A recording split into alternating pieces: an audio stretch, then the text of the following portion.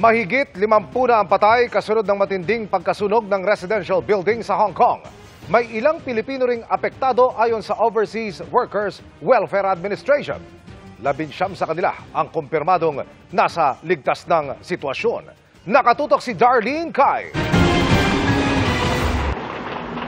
Sa dilim ng gabi, naglagablab ang mga matataas na gusaling ito sa Wang Fuk Court Residential Complex sa Tai Po District sa Northern Hong Kong. Miyerkules ng hapon nagsimula ang sunog na tumupok sa 7 high-rise buildings na may 32 palapag. Pagputok ng liwanag, makapal na usok na ang bumalot sa complex.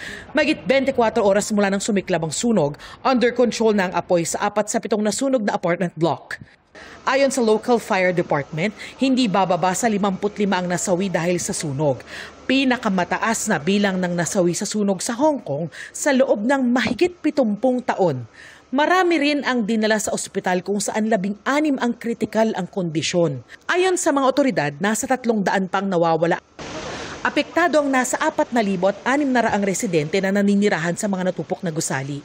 Ayon sa Overseas Workers Welfare Administration, 70 hanggang 80 OFWs ang may rehistradong address sa Wang Fuk Court Housing Complex. 19 na OFWs na ang kumpirmadong nailigtas. Nasunugan ng passport, nasunugan ng mga employment contract, at ito po ay agad-agad namang sinusolusyonan po ng PCG and our MWO. Nagbigay na rin po tayo ng mga food packs at mga tulong po, mga dignity kits at kung ano pa pong kailangan nila. Isang OFW ang kasalukuyang nasa ospital kasama ang kanyang amo at alagang baby.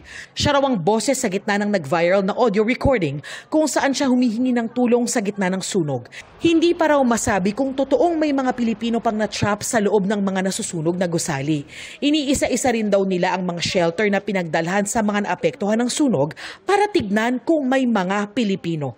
What we're also trying to ascertain is whether they were actually in Wang Fuk Court during the fire. Ayaw rin natin magpanik ng husto yung pamilya dito sa Pilipinas. Kasi naman, baka naman, in a certain likelihood, ay wala sila doon. Baka nasa ibang lugar sila. Nakikipag-ugnayan na rin daw ang OWA at DMW sa mga pamilya ng mga Pilipinong naapektuhan ng sunog sa Hong Kong. Ayon sa mga otoridad sa Hong Kong, mabilis ang pagkalat ng apoy sa mga gusali dahil umano sa paggamit ng unsafe material sa renovation ng isang anilay grossly negligent construction firm tulad ng foam plastic material sa mga bintana. Inaresto ang 2 manager at consulting engineer ng construction company na namamahala sa renovation ng mga gusali.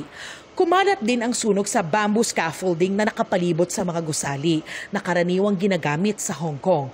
Ayon sa Chief Executive ng Hong Kong, may binuong task force na tututok sa investigasyon, kabilang kung sumusunod ba sa standard ang mga proyektong gumagamit ng bamboo scaffolding. Para sa GMA Integrated News, Darlene Cai, nakatutok 24 oras.